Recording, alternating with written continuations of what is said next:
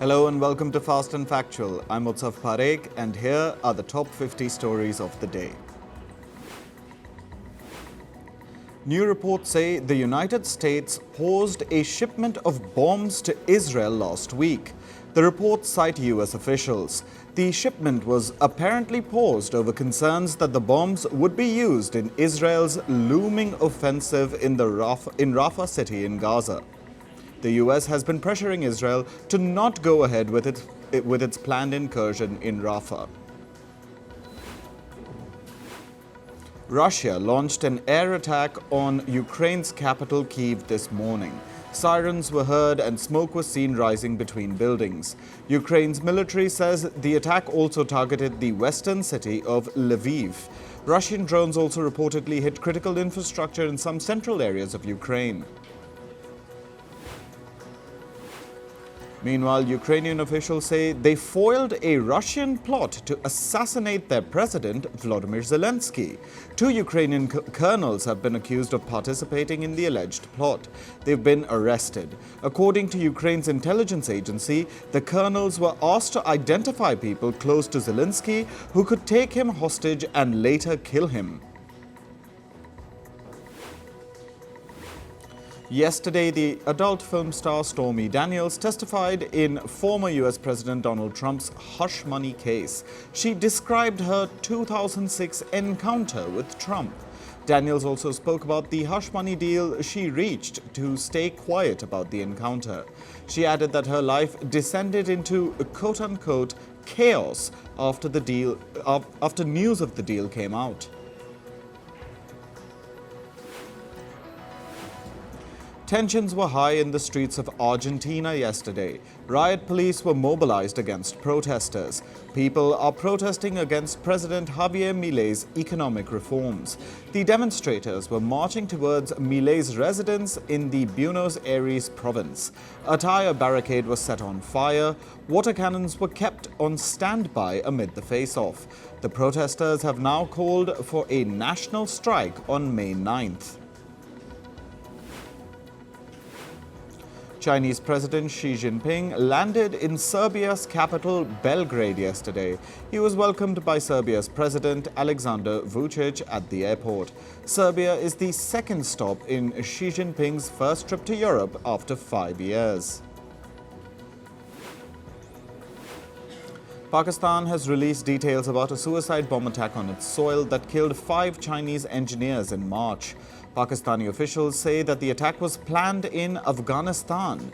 They added that the attacker was an Afghan national and the car used in the attack was also made in Afghanistan. However, Afghanistan's Taliban regime has rejected Pakistan's claims. In Thailand, a pro-democracy activist has been sentenced to 3 years in jail.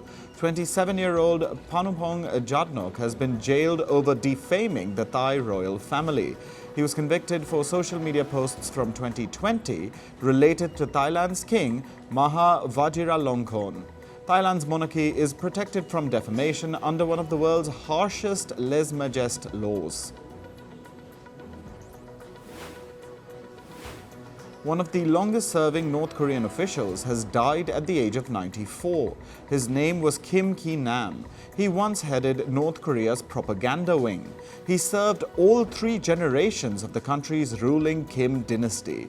The current leader, Kim Jong-un, went to the official's funeral and expressed condolences to his family members. Officials in a Japanese town are constructing a high barrier to obstruct a famous photo spot. The spot is famous for the view of Mount Fuji. However, the large tourist footfall has become an annoyance for locals.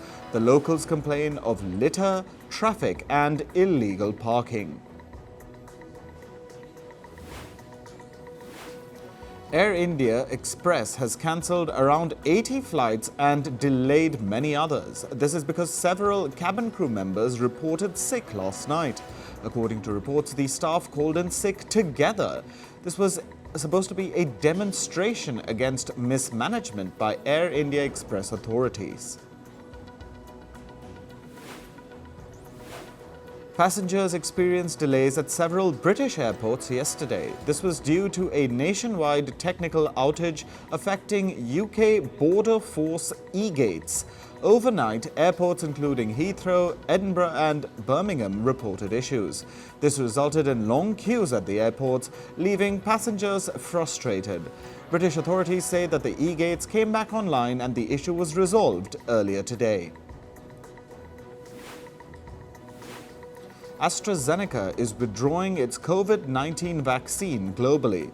The company says that the decision was taken due to a decline in demand for its COVID jabs.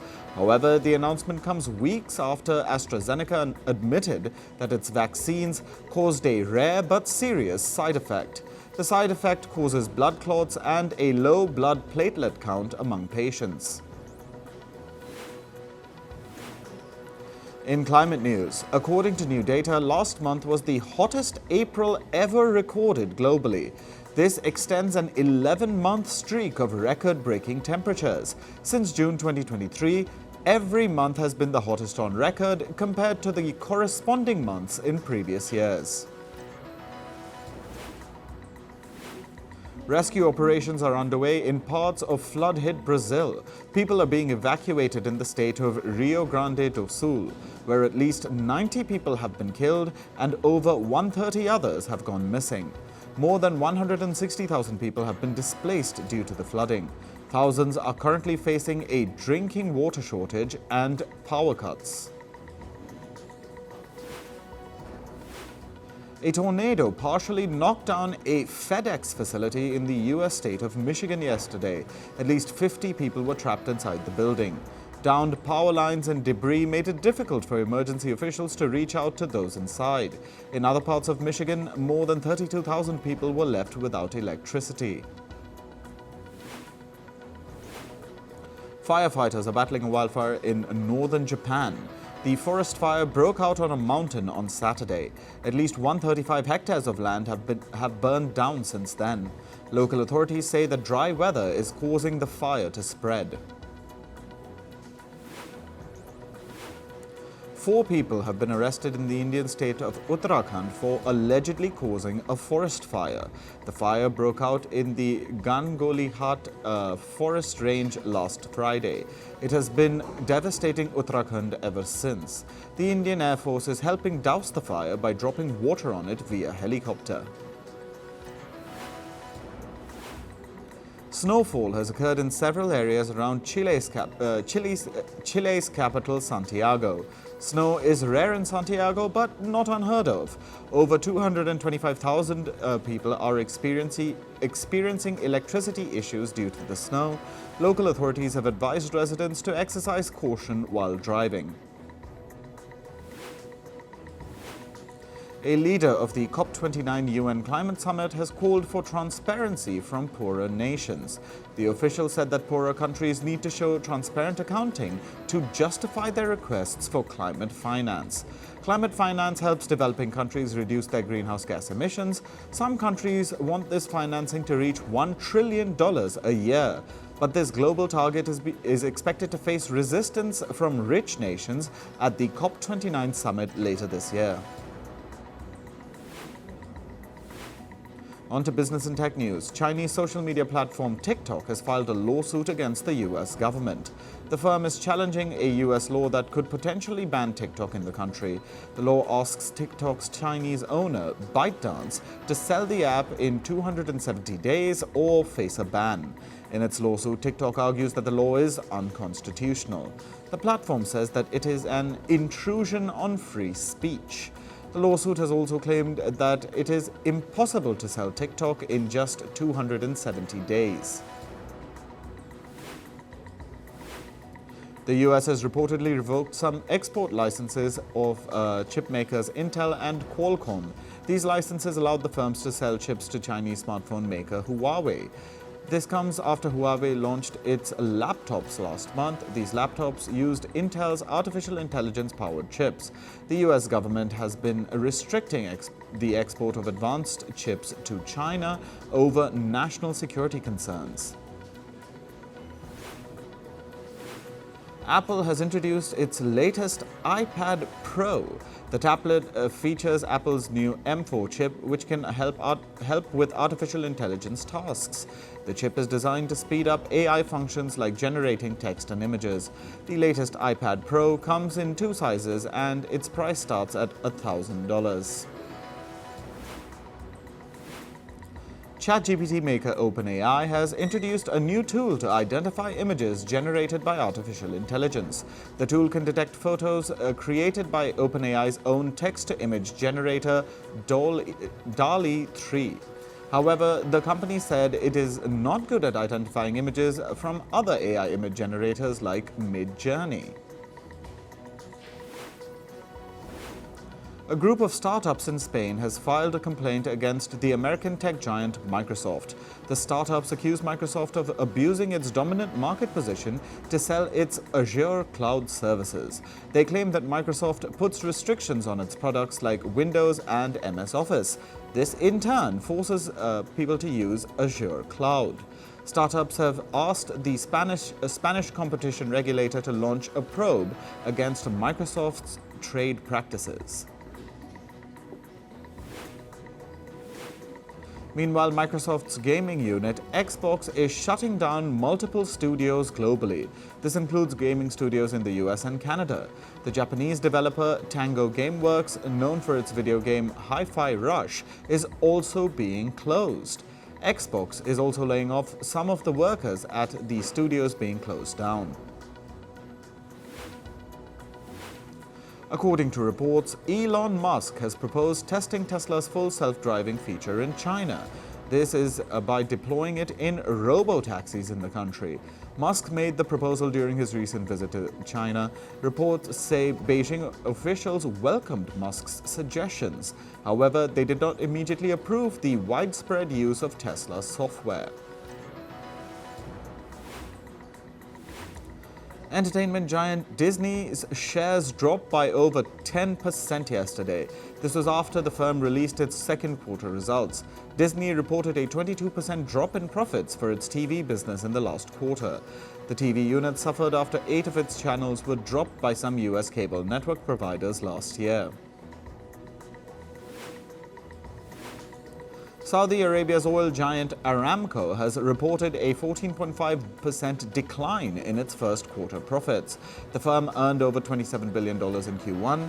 Aramco's income was impacted by reduced oil production in Saudi Arabia. Saudi Arabia and a group of oil-producing countries have been reducing oil output since 2022 to boost prices.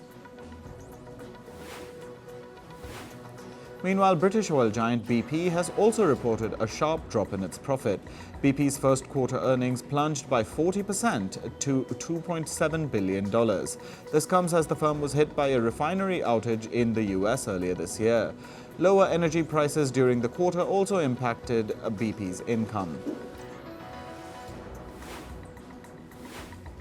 Moving to sports, we begin with cricket and the Indian Premier League. Delhi Capitals beat Rajasthan Royals by 20 runs yesterday. Delhi posted a total of 221 for 8 in their innings. Jake Fraser-McGurk and Abhishek Porel both smashed half-centuries for Delhi. Chasing 221, Rajasthan lost both their openers early. Rajasthan's captain Sanju Samson scored 86 runs to keep the chase alive, but he was eventually dismissed in the 15th over. Rajiv Shukla, the Vice President of the Board of Control for Cricket in India, or the BCCI, has said that India will be travelling to Pakistan for the 2025 Champions Trophy only if the central government permits it. The statement comes amid speculation over India's participation in the tournament. Strained tensions between India and Pakistan have significantly affected cricketing relations between the two countries since 2008. Scotland have named their squad for the upcoming ICC Men's T20 World Cup. Richie Berrington will captain the 15-member side. Top-order batter Michael Jones and fast bowler Brad Wheel are part of the team. Scotland will face England in their first match on June 4th. In football, Brazil's Football Federation has suspended the matches of 3 top-tier clubs. The clubs are Grêmio Internacional and Juventude. The teams are based in the state of Rio Grande do Sul. The matches have been suspended because of flooding that has battered southern Brazil. At least 10 of the matches will have to be rescheduled.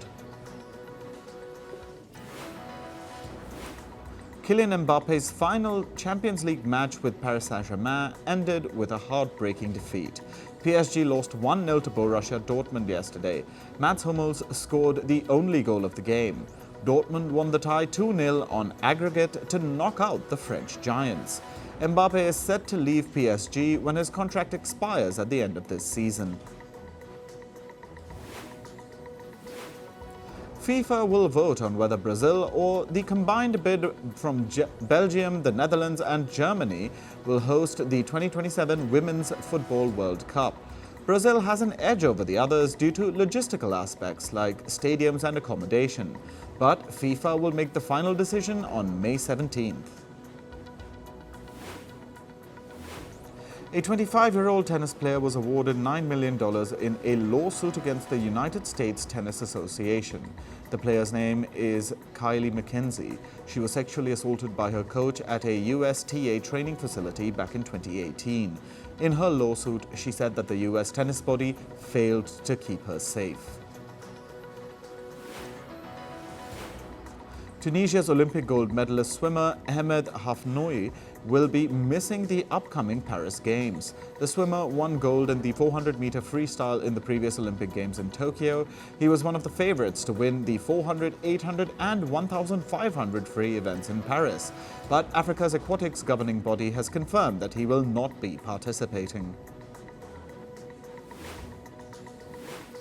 In basketball, Jamal Murray from the NBA side, the Denver Nuggets, has been fined $100,000. The NBA said it was for throwing a towel and a heating pad in the direction of an official during a game this week.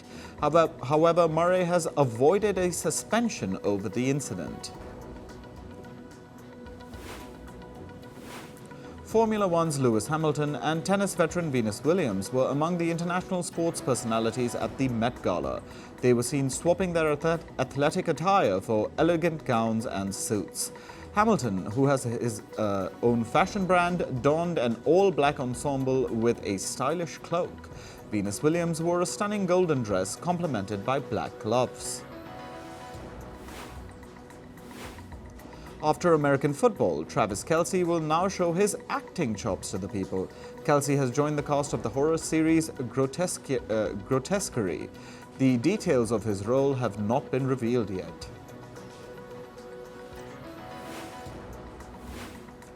Shooting for Season 2 of the hit Netflix series Wednesday has begun. The filming is taking place in Ireland. Jenna Ortega plays the titular character, Wednesday Addams. Alongside Ortega, the show will feature a mix of old and new faces. The first season debuted in 2022. The makers of Despicable Me 4 released the film's trailer. The trailer shows a new addition to the franchise, Mega Minions. They will have superpowers like extra strength and laser beam eyes. Despicable Me 4 will release on the 3rd of July.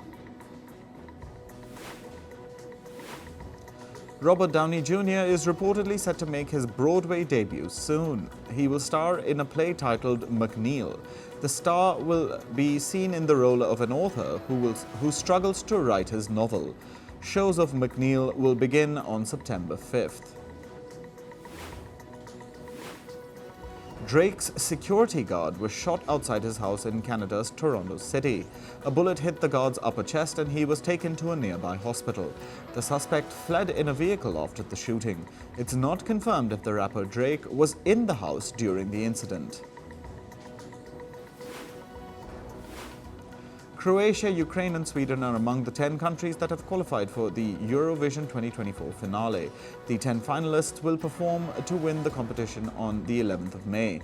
Reports suggest that the host country, Sweden, has a strong chance to win. Eurovision is an annual international song competition organized by the European Broadcasting Union.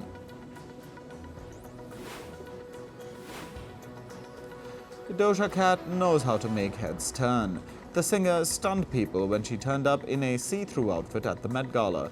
Talking about her outfit, she said it feels timeless to choose a white t-shirt to wear at an event. She also added that a wet t-shirt is very alluring. Sabyasachi Mukherjee became the first Indian designer to attend the Met Gala. He was seen in a duster coat with embroidered edges from his own collection. He completed his Garden of Time look with traditional Indian jewelry.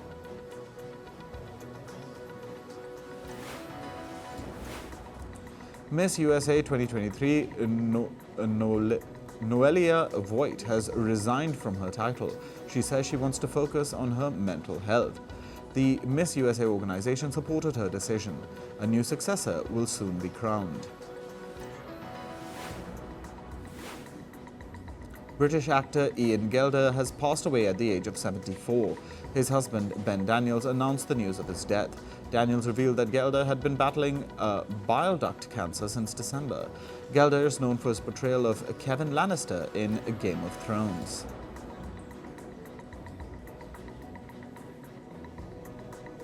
That's all for this episode of Fast and Factual. Thank you for watching. Stay tuned to First Post.